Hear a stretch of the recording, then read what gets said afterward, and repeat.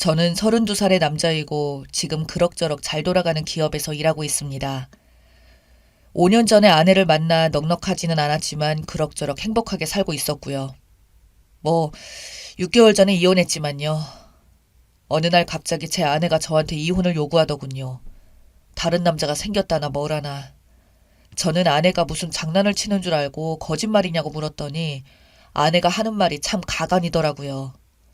자기는 그 사람을 사랑하고 있고 저하고는 이제 정 떨어져서 같이 살 수가 없다고 하더군요.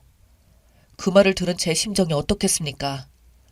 아내가 그동안 저한테 불만이 많았던 것은 잘 알고 있었는데 하지만 그렇다고 해서 이런 식으로 제 가슴에 못 박으면서 떠나라고 하다니 말입니다. 아내는 연애할 때도 항상 남자 문제로 문제를 일으키곤 했습니다. 저 몰래 클럽에 가거나 아니면 그냥 친구라면서 남자들과 술 마시고 수다를 떤다거나 그 여자가 제 첫사랑이어서 그때는 그냥 그런 것보다 사랑하는 마음이 더 커서 내가 사랑을 더 줘야겠구나, 내 잘못이구나 라고 생각했습니다. 참 나도 바보였죠. 결혼하고 나서도 10년 만에 만나는 친구들 보러 간다고 늦게 온다고 하더니 나이트에 가서 놀고 동네 이자카야에서 그 사람들과 수다 떨고 있는 것을 아는 동생이 알려줘서 난리가 난 적도 있었습니다. 뭐 아내는 친구가 남자친구들도 데려왔다면서 나이트에서 만난 사람들이 아니라고 발뺌했다지만 아는 동생은 나이트 이야기가 나오고 약간 연인 분위기가 났다고 해서 솔직히 저는 아내의 말을 믿지는 않았습니다. 그래도 어차피 애도 있고 이혼할 수도 없으니 그냥 모른 척하고 아내를 믿고 살았던 거죠. 차라리 다른 핑계를 댔다면 이해를 했을 텐데 왜 갑자기 남자가 있다고 대놓고 거짓말을 하는 건지. 저는 그때까지만 해도 그렇게 생각했습니다. 항상 발뺌하고 아니라고 하는 아내한테 당당하게 남자가 있다고 하니 저는 말도 안 된다고 생각했었죠. 헌데 이때의 제 아내의 말은 사실이더군요. 1년 전 동창 친구들과 어울려 유원지에 갔다가 우연히 만난 남자들이 있었고 그 남자들은 다들 같은 회사에 다니는 남자들이었고 매너도 좋고 짝이 맞아서 함께 놀아났다고 하더군요. 그러다가 완전히 정신 못 차리고 불륜에 빠지고 말았고요. 제 아내뿐만이 아니라 다른 아내 친구 몇 명도 그때 만난 남자들과 관계를 지금까지 맺고 있다고 하네요. 어이가 없었습니다.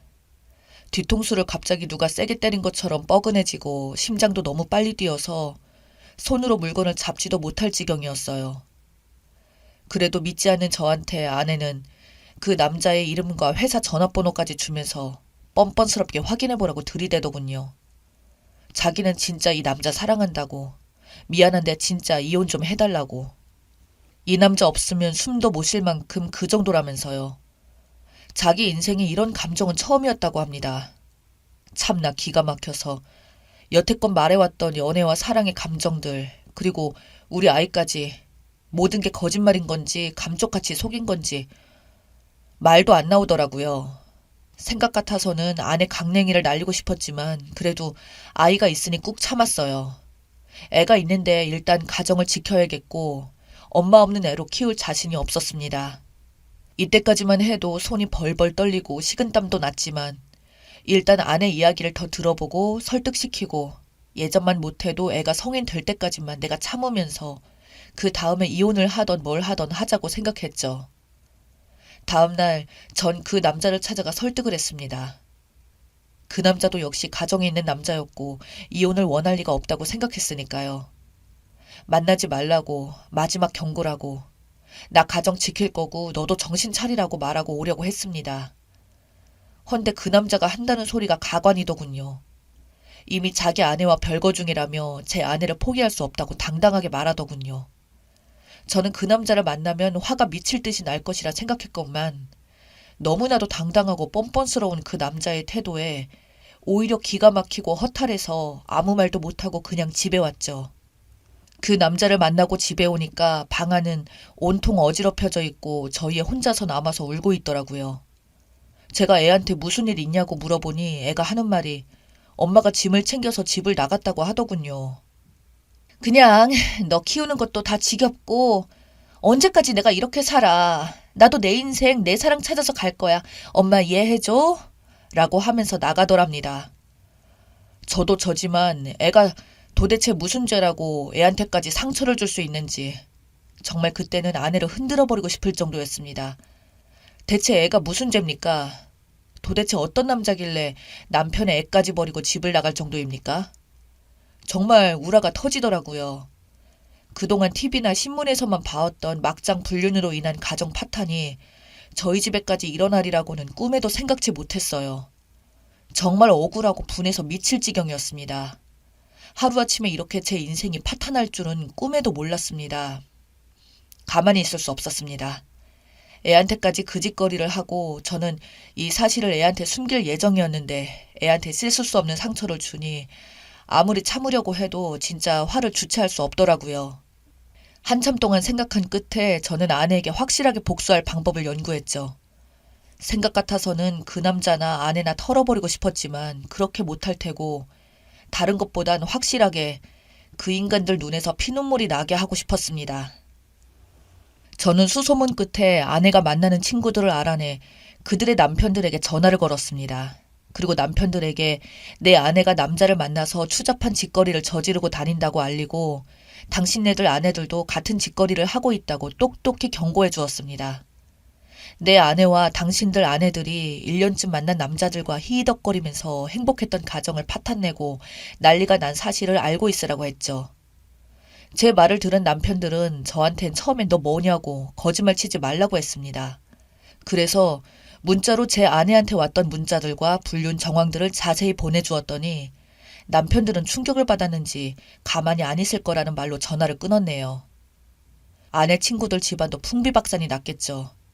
저는 거기서 그치지 않고 제 아내를 빼앗아간 남자의 회사 사장에게 전화를 걸었습니다. 소규모 회사라 그런지 인터넷에 회사명을 검색하고 대표 번호로 전화해서 사업차 전화드렸다고 하고 대표님과 연결해달라고 하니 바로 연결되더군요. 사장에게 당신의 회사 사원 4명이 지금 유부녀와 불륜을 저지르고 있다고 도대체 부하 직원들을 어떻게 관리하냐고 한마디 제대로 해줬습니다. 회사에서 조치가 제대로 취해지지 않으면 나는 명예훼손도 각오하고 어떤 일을 벌일지 모른다고 전단지를 뿌리던지 확성기를 가져와서 모든 사람이 알 수 있게 소리를 치던지 할 거라고 이게 내 마지막 경고이니 알아서 처리하라고 하고 끊었습니다. 흐지부지 넘어간다면 저는 정말 마지막으로 그 회사에 가서 깽판을 칠 생각도 있었어요.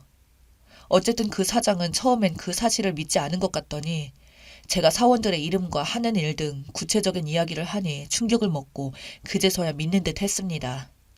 일단 진정하고 책임지고 이 사안에 대해 해결을 할 것이니 걱정하지 말라고 하고 끊었네요.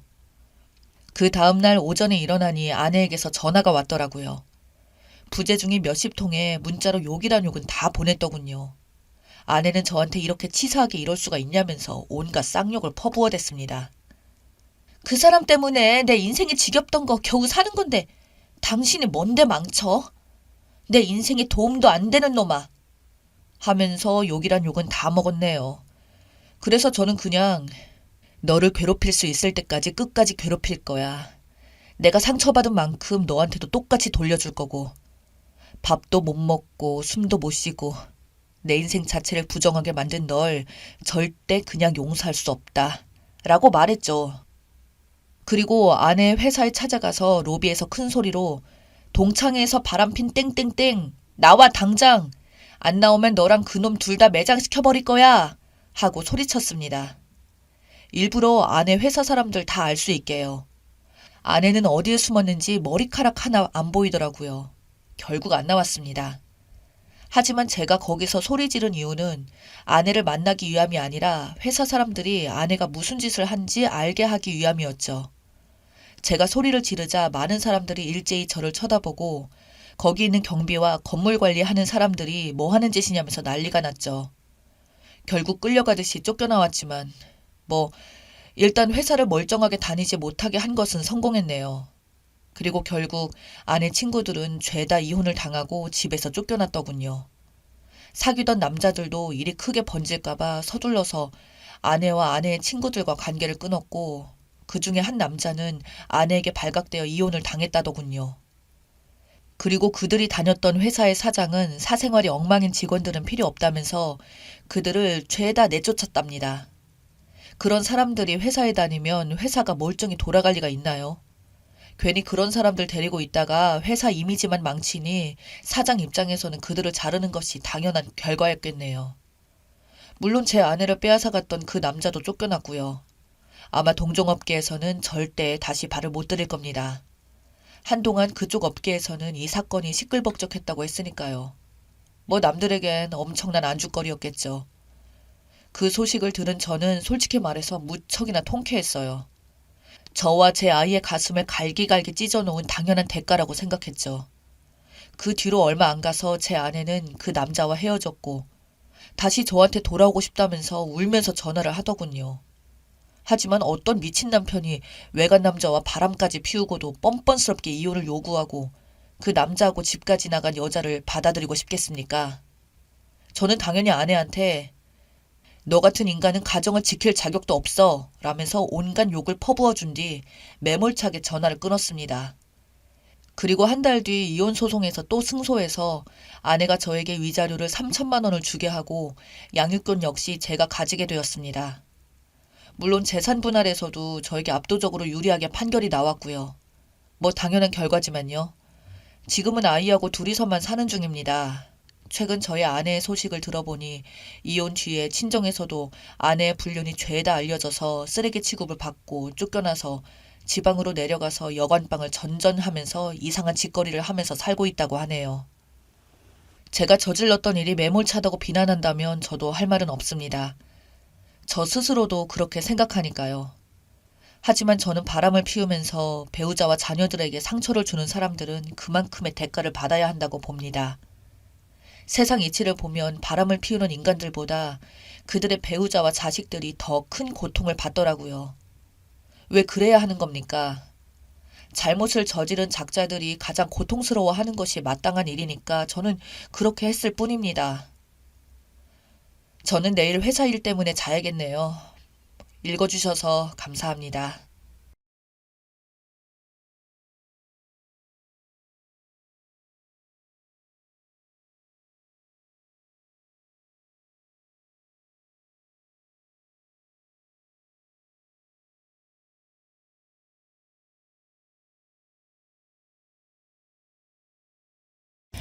안녕하세요. 유유상종이라는 말이 있습니다.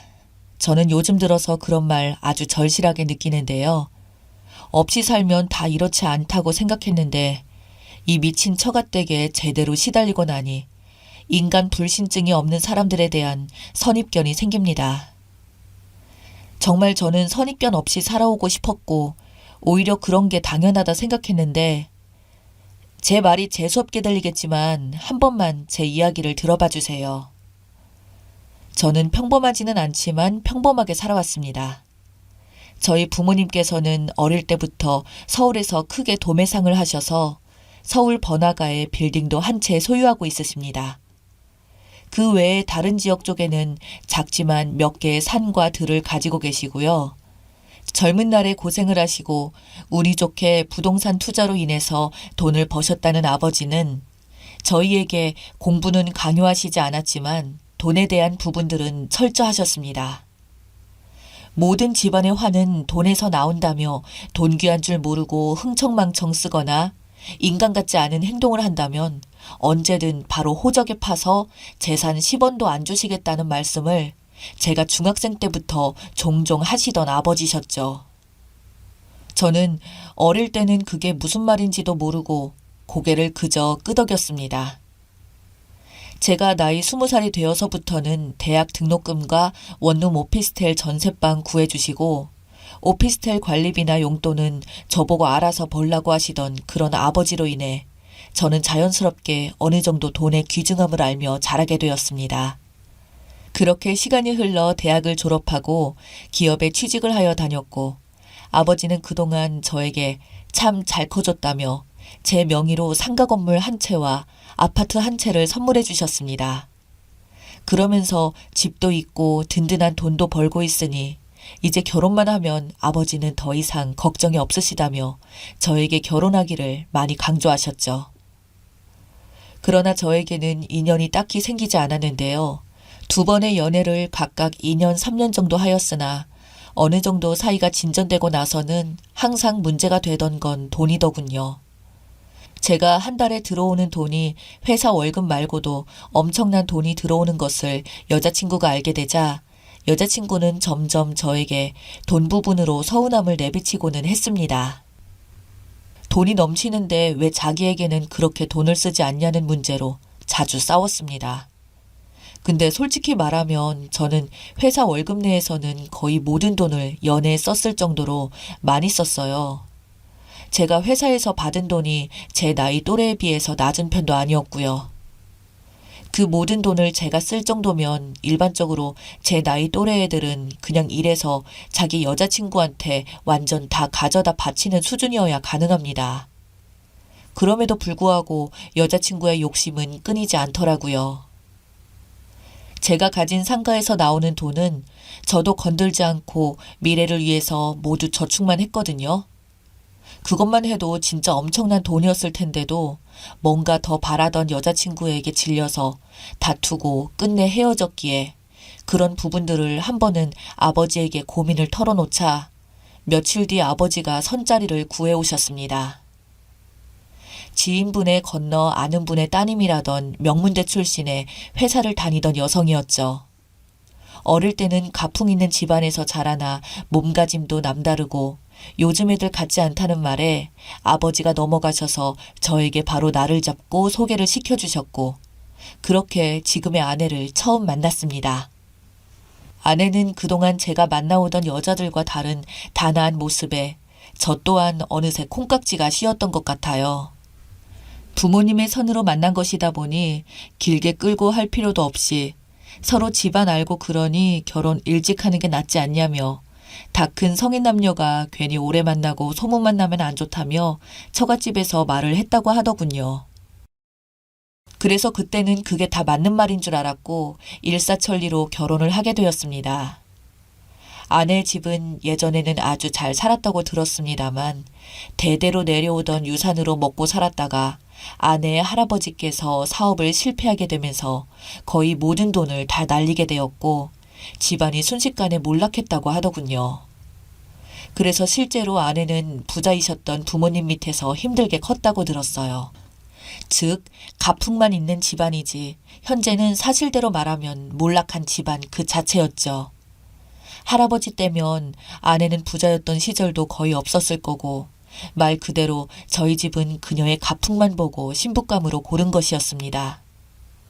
저희가 결혼할 때 아버지는 자신이 주선해준 결혼이다 보니 통 크게도 며느리에게 아버지께서 가지고 있는 건물 한 채 관리를 저와 공동으로 맡기고 거기에 대한 수입도 생활비에 보탰으라고 하셨어요. 제 아내는 그 앞에서는 티도 안 내고 그저 알겠다고 담담하게 말하길래 저는 제 건물도 있고 그러니 이 건물은 아내 보고 맡아서 해달라고 했습니다. 그때 이게 그 사단이 날 줄은 전혀 몰랐습니다.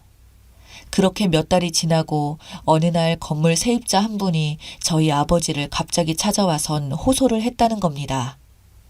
그 호소 내용은 바로 아내와 장모가 하루가 멀다 하고 건물에 계속 찾아와서 임차인들에게 반말에 직원 부리듯이 지시한다더군요. 영업장인 가게에 들어와 사장인 임차인들에게 반말 틱틱 내뱉으며 월세 올릴 수 있다는 뉘앙스로 말한답니다. 가게에 손님이 많으면 이렇게 잘 되니 이제 월세를 올려도 되겠네 라든지 잘 안 되면 이런 식으로 장사하니까 건물 가치만 떨어진다고 하든지 도를 넘은 갑질에 참다 못해 불만을 토한 임차인들에게는 아예 영업 방해를 대놓고 했다고 합니다. 심지어 폐업 준비하는 곳도 있다는데요. 건물 주차장에는 손님들이 오면 주차도 못하게 하고 손님들에게 온갖 폐악질을 부려 임차인의 가게 직원이 너무 화가 나 장모에게 따졌더니 이 직원을 자르지 않으면 더 이상 건물 지원을 안 해주겠다고 협박까지 했다며 도저히 참을 수가 없어 저희 아버지에게 찾아왔답니다. 저희는 장모와 아내가 그런 짓을 했다는 게 도저히 믿기지가 않았습니다. 이어서 말하시길 이틀 뒤까지 기한이라며 그때까지 직원을 안 자르면 계약 연장은 절대 없을 거라고 엄포를 놓고 갔다는 말에 아버지랑 저는 이틀 뒤 정말 그런가 싶어서 몰래 찾아가서 지켜보고 있었습니다. 현장에서 본 장모와 아내는 저희한테는 평소에 단 한 번도 보여주지 않던 표정의 얼굴하고는 가게를 들어가자마자 가게 주인한테 욕설을 퍼부으며 왜 아직도 이 직원을 자르지 않았냐고 소리를 지르며 난리를 피우는데 가관이더군요. 멀리서조차도 그 소리가 크게 들려 지켜보고 있던 아버지와 저는 도저히 참을 수가 없어서 가게를 따라 들어가 장모와 아내를 강제로 끌고 나왔습니다. 도대체 이게 뭐 하는 짓이냐고 하니까 그제서야 아내는 표정이 다시 천사로 변하더니 나긋나긋한 목소리로 어쩌다 보니 못 보일 꼴을 보였다며 원래 누가 주인인지 이렇게 제대로 알려줘야 하는 게 아니겠냐며 헛소리를 하더군요. 저희 아버지는 건물 운영하시면서 단 한 번도 이렇게 갑질을 태어나서 해본 적이 없으셨습니다. 장사가 잘 안 돼서 폐업하는 곳이 있으면 아버지가 철거 비용까지 보태주시기도 하고 항상 근처 건물들에 비해서 임대료가 10%가량 낮게 운영하시던 분이셨거든요. 아버지가 좋게 말씀을 이어가시자 두 사람은 정신을 못 차렸는지 사돈어른이 너무 사람이 좋아서 이렇게 건물주를 무시하는 거라고 자기가 이 기회에 버릇을 단단히 제대로 고쳐놓겠다는 말에 듣다가 제가 너무 화가 나서 소리를 지르며 두 번 다시 건물에 찾아오지 말라고 당신들에게 그 어떤 권리도 없으니 떠나라고 하자 장모는 갑자기 썩은 표정으로 확 바뀌며 말하기를 자식 교육을 이따위로 시켰냐며 기가 차다는 듯 저희 아버지에게 따지던 장모님이었습니다. 아버지도 더는 참을 수 없었는지 딸 데리고 돌아가시라고 말했습니다. 그러자 화가 치밀어 올랐는지 아내를 데리고 가던 장모였죠. 그날 건물 사람들 이야기를 들어보니 그 두 사람의 갑질에 못 이겨 가게 운영 중단한 곳만 두 곳인데 평균 시세가 보증금 2천만 원에 임대료 300만 원이었던 곳을 나가겠다고 하자 장모가 전화 와서는 누구 마음대로 가게를 내놓고 누구 마음대로 같은 가격에 내놓느냐며 보증금 5천만 원에 임대료 4배까지 올리라며 소리를 질렀다고 하더군요. 그때부터 월세도 못 내고 보증금은 까먹고 있는데 철거 원상 복구만 하면 돈 준다고 했다고 합니다. 어쩔 수 없이 그래서 철거해줄 업체를 구하면 500만 원이면 해결할 문제를 몰딩이니 어쩌니 하면서 자신이 아는 업체에게 하라며 그거 견적이 2,500만 원이 나왔다고 하더군요. 그래서 터무니없이 비싼 가격에 따졌더니 계속해서 자기 말 안 듣고 안 따르면 소송하겠다고 꼬장을 피웠다네요. 아버지 밑에서 수십 년 장사하신 분들도 계시고 짧게 하신 분들도 5년이 넘습니다.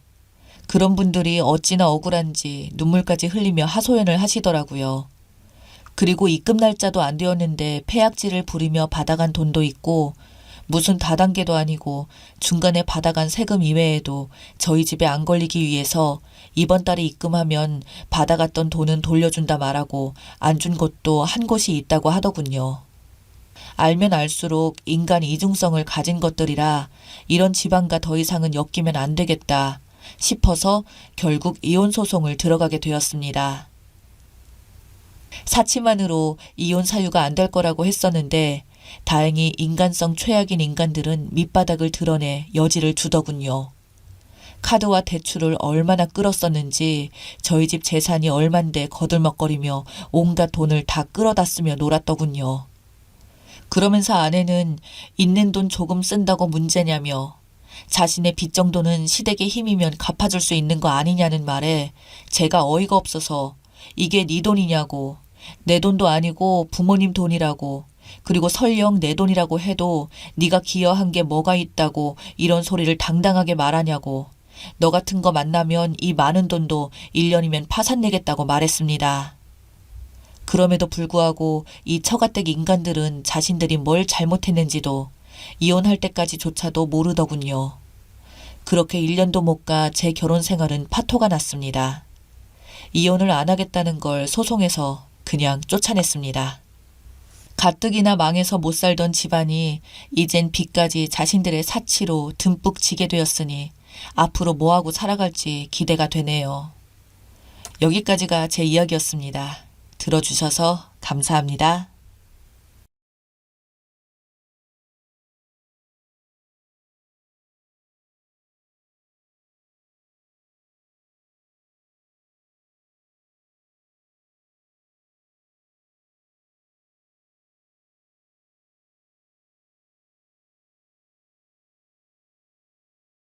안녕하세요. 세상이 아무리 이상해진다고 해도 버릇없는 행동들을 하는 사람들이 많은 것 같아요. 그런 사람들은 정말 똑같이 당해봐야 정신을 차리는 것 같습니다. 저도 얼마 전 그런 또라이에게 된통 당할 뻔했다가 극적으로 제 인생을 건져 올렸는데요. 이 악물고 해낸 저의 복수극을 좀 들려드리고 싶습니다. 저는 현재 30 중반이고 작은 쇼핑몰 사업체를 운영하고 있어요. 사실 작다고 말하기에는 조금 그렇고 몇 년 전에 온라인 전체 매출 3등을 했을 정도였어요. 그때 제가 건강이 많이 안 좋아져서 사업을 정리하고 작은 알짜배기만 남겨두고 지금 운영하고 있습니다. 사실 이것저것 비용이 많이 나가서 그리 큰 돈을 벌지는 못했어요. 제 성격에 돈이 있으면 가만히 두는 성격이 아니었거든요. 전부 투자하거나 또 자기 개발하는 데 돈을 썼어요. 그래서 주변에서 버는 것보다 소박한 삶을 살고 있었죠. 그런데 그렇게 일만 하며 살다 보니 내가 왜 이렇게 아등바등 살지 하는 생각이 들었습니다. 친구는 제 이야기를 들은 뒤 너 연애 좀 해봐. 그렇게 맨날 일만 하고 살면 삶에 무슨 재미가 있냐? 라고 하면서 소개팅을 시켜주더라고요. 친구가 마당발이라 이 남자 저 남자 알고 있었고 그만큼 저에게 다양한 사람들을 소개시켜줬어요. 의사, 변호사 이런 사람들도 만났고 또 그냥 사업하는 분들부터 시작해서 거의 열댓 명은 넘게 만난 것 같아요. 하지만 진심이 느껴지지 않았고 관계를 오래 이어가고 싶다는 마음이 들지 않더라고요. 결혼을 포기하려고 하던 무렵 제게 다가온 한 남자는 제 마음을 완전히 가져갔습니다. 대기업에서 일하고 있는 사람이었어요. 우연한 기회로 만나게 된 그 남자는 정말 모든 부분에서 자상함을 보여줬고 어떻게 이렇게 사람이 따뜻할 수 있을까 하는 생각을 하게 만들어줬어요. 솔직히 말하면 저는 이성적인 사람이에요. 보통 여자가 공감 능력이 높고 남자는 이성적인데 반대로 저는 사업을 하면서 냉정한 판단을 내려야 하는 순간이 많았기 때문에 굉장히 냉철한 부분을 많이 가지고 있어요. 대신 그 남자는 저의 부족한 부분, 감수성, 따뜻함, 자상함 이런 것들을 가지고 있었고 저희는 정말 퍼즐처럼 서로의 부족한 부분을 감싸주고 그렇게 결혼까지 꼴인하게 되었습니다. 저희 집안 남편 집안 모두 평범한 그냥 어느 대한민국 서민과 다름없었어요. 그래서 예단 이런 것도 패스하고 간소하게 식을 올리고 결혼을 했습니다. 결혼이 이렇게 좋은 줄 몰랐어요. 별로 삶에 의지가 없었던 저에게 활력을 불러 일으켜주고 또 세상을 아름답게 보게 해줬으니까요. 그렇게 저희는 남부럽지 않은 하루하루를 살고 있었습니다. 그 사건이 발생하기 전까지는요. 제가 1년 동안 중국에 계속 왔다 갔다 하면서 출장을 가야 하는 일이 있었어요. 아실 분들은 아실 텐데 옷 쪽 사업은 중국이 없으면 하지를 못해요. 중국 공장에서 만드는 옷 단가가 한국과는 비교도 안 될 정도로 저렴하고 또 그만큼 옷 종류와 선택권도 많았으니까요. 그리고 제가 중간 유통업을 하고 있는데 중국 공장 쪽에 문제가 생겨서 대표인 제가 가야 했던 상황이었죠. 그렇게 남편과 오랜 시간 만나지 못함을 아쉬워하며 저는 중국으로 출장을 갔습니다. 그런데 그때 일이 발생한 거예요. 남편이 연수를 가다가 사고가 난 거예요. 큰 사고는 아니었는데 아니나 다른 큰 일이죠. 다리가 부러져서 수술을 받았으니 말이죠.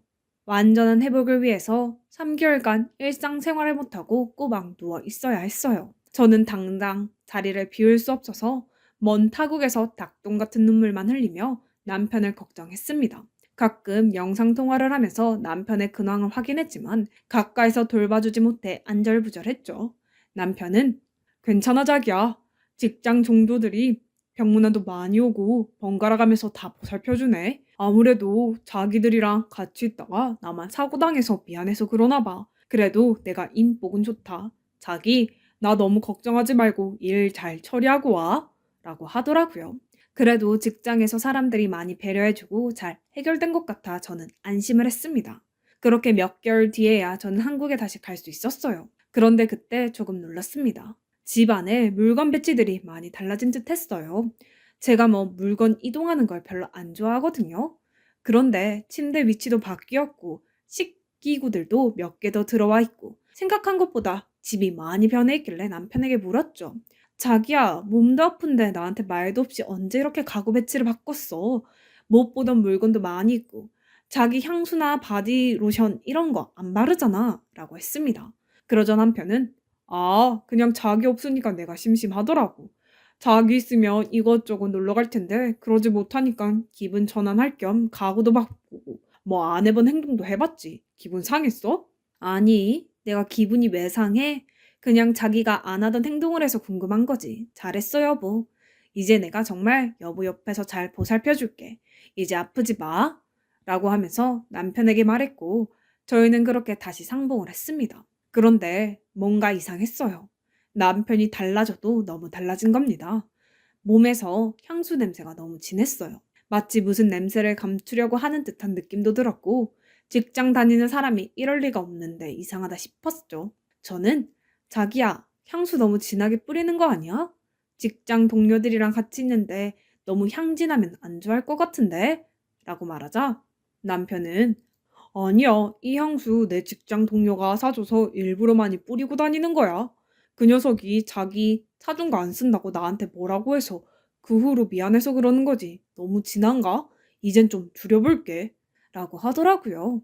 그런 사정이 있었구나 하고 저는 넘겼죠. 그러던 중에 저는 남편이 입원할 때 도와주셨다는 회사 직원들한테 감사 인사를 따로 드리고 싶어서 결혼식장에 왔을 때 받아놓은 연락처에 연락을 드렸어요. 제가 중국에서 가져온 기념품이랑 이것저것을 드리려고요. 남편과 유독 친하게 지냈다는 분께 연락을 했습니다. 안녕하세요. 저 박강희 아내예요. 이번에 남편 다쳐서 일을 못 갔을 때 공백도 채워주시고 병문안도 와주셨다고 해서요. 남편한테 말 안 하고 따로 챙겨드리고 싶어서 연락했습니다. 라고 하자 그 사람은 아내요? 이혼하신 거 아니었어요? 그리고 병문안 간 적 없는데? 오해하신 것 같은데요? 라고 하는 겁니다. 이혼이라니 엄청 잘 살고 있는데 그게 무슨 뚱딴지 같은 소린가 싶었죠. 저는 깜짝 놀라 그분께 전화를 했어요. 그러자 뭔가 이상하네? 강희 씨 퇴사한 지 꽤 되었어요. 거의 반년 넘은 것 같은데 회사 들어온 신입 직원이랑 같이 퇴사하길래 뭔가 싶었는데 알고 보니 둘이 따로 만나고 있다가 퇴사하고 창업할 거라고 하면서 나갔는데요. 아내랑은 어떻게 된 거냐고 물으니까 이혼했다고 해서 더 이상 물어보면 사생활 너무 간섭하는 것 같아서 그냥 그렇구나 하고 넘겼는데 저희 회사 사람들 전부 그 이후로 강희 씨랑은 연락 안 해요. 너무 충격이었습니다. 도대체 이게 뭔가 내가 모르는 무언가가 있구나 생각이 들었고 머릿속이 온통 혼란스러운 상태가 되었습니다. 남편한테 이 사실을 바로 말해야 하나? 당신 도대체 나 몰래 뭐 하는 거냐고. 아니면 이 직원이 나한테 거짓말 하는 거냐고 하면서요. 저는 결심했습니다. 남편을 미행하기로요. 하지만 제가 할 수는 없었죠. 아는 동생에게 부탁을 했습니다. 그 친구가 굉장한 지하 세계에서 일을 하거든요. 솔직히 이런 말을 해도 될지는 모르겠는데 예전에 조폭들 문지기 역할도 하다가 이제는 흥신소 쪽에 자리를 잡은 지 오래됐거든요. 사업차 알게 되었고 생각보다 말이 잘 통해서 지금까지 연을 이어오고 있었고요. 사정을 말하니 깜짝 놀라며 자기가 도와주겠다고 하며 발벗고 나서더라고요. 조금은 안심이었습니다. 그렇게 그 친구는 제 남편을 미행하기 시작했어요. 밤 늦은 시각 그 친구에게 전화가 왔습니다. 너 내 얘기 놀라지 말고 들어. 지금 집이면 밖으로 나와서 통화해. 그놈한테 들키지 말고 라고 말하더라고요. 그리고 정말 충격적인 이야기를 꺼내더라고요. 무슨 향수 공방인 것 같던데 이 자식 집에서 나온 다음에 바로 상가 건물로 들어가서 양복을 일상복으로 갈아입고 무슨 봉지를 바리바리 들고 가더라고. 이상해서 보니까 그게 공방 관련 제품인 것 같더라. 누나가 걔한테 향수 냄새 너무 진하다고 했지. 그거 다 일하다가 그렇게 된 것 같아. 그리고 그 상간녀랑 중간에서 만나서 손잡고 걸어가더라. 내가 사진 다 찍어놨어. 엄청 어린애처럼 보이던데? 와, 진짜 어떻게 누나를 그렇게 두고 두 집 살림을 하냐? 라고 하는 겁니다. 곧이어 정송받은 사진을 보자마자 심장이 찢어지는 듯 했어요. 남편의 외도 현장이 찍혀있는 사진이었습니다. 상간녀와 손을 잡고 저랑 연애 시절 때 한 짓거리를 거기서 하고 있더라고요. 어처구니가 없었죠. 두 년놈들 현장에서 잡아야겠다 이 생각뿐이었습니다. 다음날 남편은 자기야 나 뽀뽀해줘. 출근하기 싫다. 오늘 과장님이 프로젝트 다시 하라고 해서 나 지금 머리 터질 것 같아. 라고 하며 능청을 떨더라고요. 어이가 없었지만 꾹 참고 그래 자기야 잘 다녀와 라고 하고 그 썩은 분화구 같은 피부에 뽀뽀를 했습니다. 남편이 나가자마자 저는 바로 모자를 푹 눌러쓰고 선글라스에 마스크로 얼굴을 완전히 가리고 옷도 새로 산 검은색 펑퍼짐한 옷을 입고 그놈을 따라갔어요. 그놈은 역시나 상가에서 옷을 갈아입고 어딘가로 가더라고요. 그놈이 멈춘 곳은 빌라였습니다. 그곳에서 상간녀로 추정되는 여자가 나왔어요. 거기서 제가 또 놀란 거죠. 상간녀 부모님으로 추정되는 분들이 나와 남편을 배웅해 주는 겁니다. 뭐야, 가족들도 다 아는 건가 싶었고 저는 손이 떨렸어요.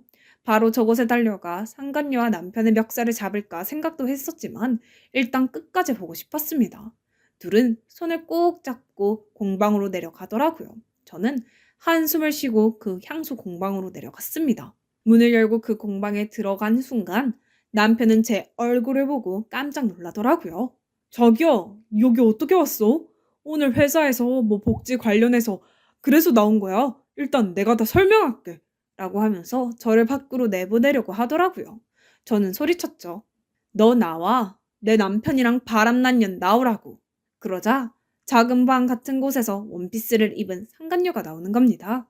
그녀는 입꼬리를 한쪽 올리며 아, 드디어 올 것이 왔네. 우리 오빠가 말한 여자가 너구나. 말이 안 통하고 독불 장군 같아서 빨리 이혼할 거라고 하던데. 우리 오빠 놔줘요. 안 그래도 오빠가 이번 달에 이혼하자고 말하려고 했대요. 그리고 나 오빠 임신했어요. 그러니까 홀몸이 아니라고요. 무슨 말인지 알겠어요? 임신했다고. 뭐? 네가 정말 간이 배 밖으로 나왔구나. 미안하다고 무릎 꿇고 싹싹 빌어도 모자란 상황에서 라고 하면서 처음 접했던 을 자르는 제잔도구를 손에 들고 벌벌 떨고 있는 남편에게 가서 말했죠. 너 나 몰래 여자 만나서 아예 두 집 살림 차린 거 내가 모를 줄 알았어? 아니 그러면 티라도 내든가. 어떻게 그렇게 감쪽같이 바람을 피우냐? 퇴사도 나 몰래 하고 아주들이 살판났네. 넌 하늘이 무섭지도 않아? 내 성격 어떤지 알잖아. 나 절대 안 참아 라고 하자 남편은 내가 미안하다. 나도 어쩔 수 없는 그냥 남자인가 봐.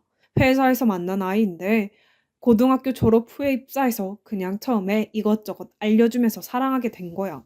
나도 내가 이렇게 될 줄은 몰랐어. 당신도 사랑하지. 그런데 그런 당신보다 더 소중한 사람이 생겼어. 이 사람 지금 내 아이도 가지고 있다고 라고 하는 겁니다. 저는 발로 그놈의 명치를 찼습니다. 킥복싱을 배우기 잘했다는 생각이 처음으로 들었죠. 옆에 있던 향수를 바닥으로 전부 던지며 깽판을 쳤습니다. 그 여자가 이거 내일 나갈 건데 뭐 하는 거야? 독불 장군 같은 아줌마. 그러니까 남편이 바람나는 거지.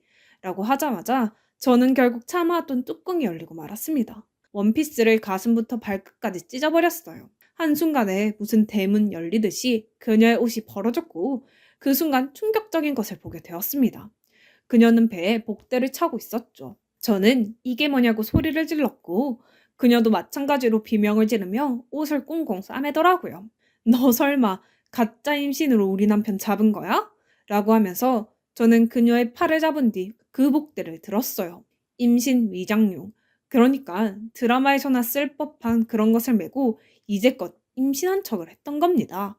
쓰러져 있던 남편은 그것을 보고 뭐야? 아이 가졌다는 거 거짓말이야? 도대체 어떻게 된 거야? 나한테 테스트기 2줄 보내준 건 그건 뭐냐고. 다음 달에 산부인과도 같이 가기로 했잖아.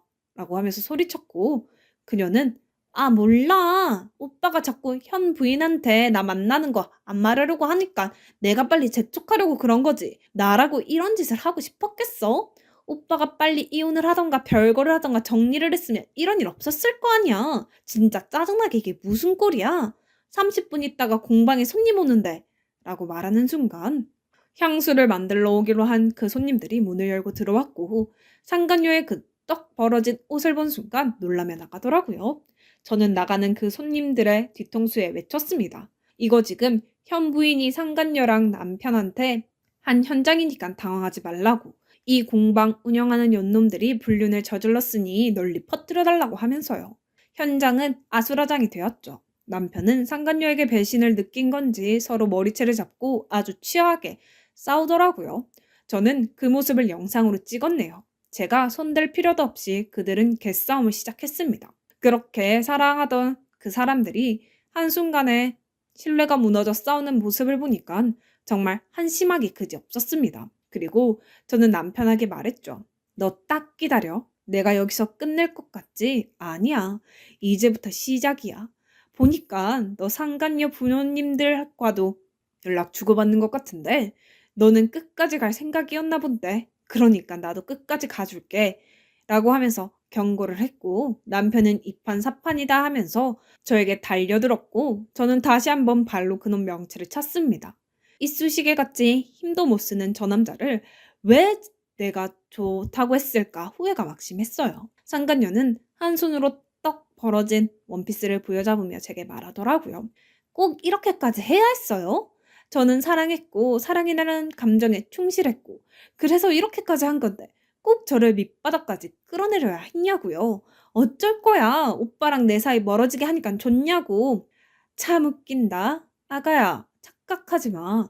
이 정도 일로 너희 둘 사이가 멀어졌으면 사귀면 안 되었던 거야. 고작 이 정도 사랑 때문에 남의 멀쩡한 가정 파괴하고 인생을 건 거야? 참 더럽다. 아직 정신 못 차린 것 같으니까 이 언니가 쓴맛을 보여줄게. 하면서 강력한 경고를 날렸습니다. 그리고는 흥신소 동생에게 부탁했어요. 저 상간녀 신상 좀 털어달라고 하면서요. 반나절도 안 돼서 상간녀의 신상이 털렸습니다. 자녀가 상간녀 짓을 하면서 평범한 가정을 깨트리는데도 아무 말 없이 오히려 지지하던 그 쓰레기 부모는 고등학교에서 교사를 하고 있더라고요. 어이가 없었어요. 저는 동생에게 받은 상간녀의 SNS 주소에 모든 걸 뿌렸습니다. 제가 찢은 그 원피스가 벌어져서 흉한 모습을 하고 있는 상간녀가 제 남편과 머리채를 잡고 네가 잘못했네 하면서 싸우는 모습을 올렸죠. 순식간에 좋아요는 천을 넘겨 버릴 정도로 퍼져 나갔습니다. 결국 중간에 운영자 권한으로 영상이 내려가기는 했지만 상간녀 인생에 타격을 주기에는 충분했습니다. 하지만 이 정도에서 만족 못한 저는 상간녀의 아버지가 있다는 학교로 찾아갔습니다. 그 사람은 깜짝 놀라며 말하더군요. 아니, 얼마나 독한 여자였으면 남자가 못 참고 여자를 만나겠어? 여기까지 찾아온 거 보면 싹수가 딱 보이네. 방해하지 말게나. 내 딸이 잘못한 건 맞아. 나도 딸을 말려보기도 했고 이러면 안 된다고 했는데 딸이 좋다는데 어쩌나. 사랑해서 죽겠다는데 포기하고 이제 우리 딸 그만 괴롭히게나. 나는 사과할 마음도 없네. 부모가 되어서 저런 뚱딴지 소리나 하더라고요. 제가 대비를 안 했겠습니까? 알겠습니다. 딱 이 말만 던진 뒤 그 상간녀의 아버지가 담임으로 있는 반으로 들어가 전단지를 뿌렸습니다. 딸이 불륜을 저지르는데도 옹호하고 파렴치한 짓을 한다는 내용이 담긴 것이었어요. 알고 보니 상간녀 아버지도 제정신이 아니었더라고요. 뒷돈 주고 들어온 사립고등학교에서 아주 더러운 짓을 한 이야기로 유명했다고 합니다. 여학생들한테 필요도 없는 벌을 명목으로 치마 속을 들추기도 하고 그래서 동네에서는 변태 선생으로 유명했다고 해요. 그런 와중에 제가 이런 짓을 해버리니 학생들이 용기를 찾은 거죠. 교육청에 그동안 학생들이 당한 일들을 전부 신고하고 난리가 났다고 합니다. 한순간에 학교 이미지가 추락하게 생기고 기사에도 뜨려고 하니까 학교 측은 부랴부랴 그 상간녀의 아버지를 퇴직을 권고했고 결국 견디지 못한 상간녀 아버지는 실직자가 되었어요. 그리고 상간녀도 완전히 인생이 무너졌습니다. 전 재산을 쏟아서 차린 향수 공방을 하루아침에 망하게 되었죠. 홍보 블로그 글도 싹 다 내려가고 수천만 원의 빚에 올라앉은 겁니다. 그리고 제가 SNS에 올린 상간녀 동영상 덕분에 상간녀 지인들이 그동안 상간녀의 파렴치하고 더러운 생활을 폭로하기 시작했어요. 알고 보니 상간녀는 유부녀 킬러더라고요. 뭐 때문인지 몰라도 유부남만 골라 만나고 가정 파탄 내는 것에 희열을 느끼고 그걸 자랑하듯이 카톡을 지인들에게 보낸 것도 있었습니다. 하지만 그런 그녀의 수법에 제가 당할 리가 없죠. 고소를 했습니다. 전신적 피해 보상까지 야무지게 소송했습니다. 하지만 근본적으로 가장 잘못한 것은 남편이었기에 저는 남편 또한 가만두지 않았어요. 시댁에 가서 완전히 개판을 해놓았습니다. 시어머니는 그래도 자기 아들이라고 팔은 안으로 굽더라고요. 네가 뭐 잘못이 있으니까 내 아들이 밖으로 나간 거 아니야? 그러니 그냥 좋게 좋게 헤어져라 라고 하던데요. 남편 바람이 아내 탓이라는 말을 하는데 날벼락을 맞은 느낌이었어요. 저는 시어머니께 말했죠. 어머니, 그래도 말이 통할 줄 알았는데 아니네요. 어머님이 이런 식으로 나오면 저도 못 참겠는데요. 하면서 온 동네방네 소문을 냈습니다. 당연히 이 동네 사람들 입에 어머님 이름이 오르락내리락 했고 얼굴도 못 들게 되었죠. 그제서야 어머니는 날카로운 발톱을 내세우며 저보고 나가 죽으라고 하더라고요. 저도 맞받아 쳤습니다. 내가 죽기는 왜 죽냐고요. 사람 마음에 대목받은 한 여자 인생 흔들어 놓은 당신 아들이 죽어야 한다고 하면서 소리를 쳤죠. 그리고 저는 남편에게 아주 시원한 마지막 복수를 날려버렸네요. 남편 SNS는 물론 전 직장까지 외도 소식을 전부 알렸습니다. 남편도 얼굴 못 들게 해줬어요. 하지만 남편 놈은 모아둔 돈이 있었기 때문에 저와 이혼 후에 계속해서 향수 공방을 저 몰래 차리더라고요. 하지만 제가 누굽니까? 흥신소 대표를 가장 친한 동생으로 둔 누나이기 때문에 남편이 창업을 하는 족족 거기에 아주 큰 선물을 보냈어요. 바람 피운 놈이 이제 향수 장사를 하네. 이 동네에 소문 쫙 나서 망해라 라는 편말을 달아서요. 결국 6개월을 못 가서 망하고 가게를 내놓아도 소문이 나서 권리금 6천만 원도 못 받고 그렇게 나락으로 떨어졌네요. 한동안 잠잠하다 싶었는데 또 대출해서 공방을 차렸더라고요. 깨끗한 척 하면서 커플들만 받는다고 결혼 반지 만들어주는 그런 공방이요. 제대로 밟아야 할 것 같았습니다. 그래서 이제는 꽃배달이 아니라 아예 책자를 만들어 놨어요. 남편의 추악한 행동이 담겼고 마지막은 불륜으로 만난 그놈의 삶을 사람들에게 뿌리고 블로거들한테도 몇 푼 주면서 올려달라고 하니 금방 망하더라고요. 전 남편은 곡소리를 내며 왜 이러냐고 내가 미안하니까 그만 괴롭히면 안 되냐고 사정을 했지만 어림도 없었죠. 내 눈에 보이지 말고 제발 깨끗한 척 하지 말라고 경고를 했습니다. 또 깨끗한 척 이미지 변신해서 장사하면 똑같이 해준다고 하면서요. 제게 어떻게 귀신같이 알고 찾아오는 거냐고 하면서 그놈은 제가 흥신소 동생을 둔 걸 모르고 벌벌 떨며 무서워했고 결국엔 자기 엄마 있는 동네로 내려가 쥐 죽은 듯이 살더라고요. 솔직히 누군가는 저를 비난할 수도 있어요. 왜 이렇게 모질게 끝까지 괴롭히냐고, 용서하면 편하지 않냐고요. 하지만 언제까지 피해자가 가해자를 용서하고 무슨 군자라도 되는 것 마냥 살아야 하는지 모르겠어요. 상처 준 만큼 그놈들한테 상처 줄 수 있으면 주는 게 최고의 복수인 것 같습니다. 아무튼 저도 솔직히 많이 힘들었어요. 죽을 것 같던 시절도 있었고 특히 이혼 소송할 때는 그 기억들을 다 진술해야 하고 변호사님께 치부를 드러내는 것 같아서 너무 죽고 싶었죠. 하지만 피하지 않았어요. 당당하게 그냥 싸웠습니다. 여자가 한을 품으면 온유월에도 서리가 내린다는 말이 그냥 나온 게 아닌 것 같습니다. 정말 바람 같은 짓거리 안 했으면 좋겠네요. 그게 사람 마음에 얼마나 상처 주는 일인지 겪은 사람만 알죠. 이제 제 사업도 키우고 저를 위해 살아야죠. 제 사연 들어주셔서 감사합니다.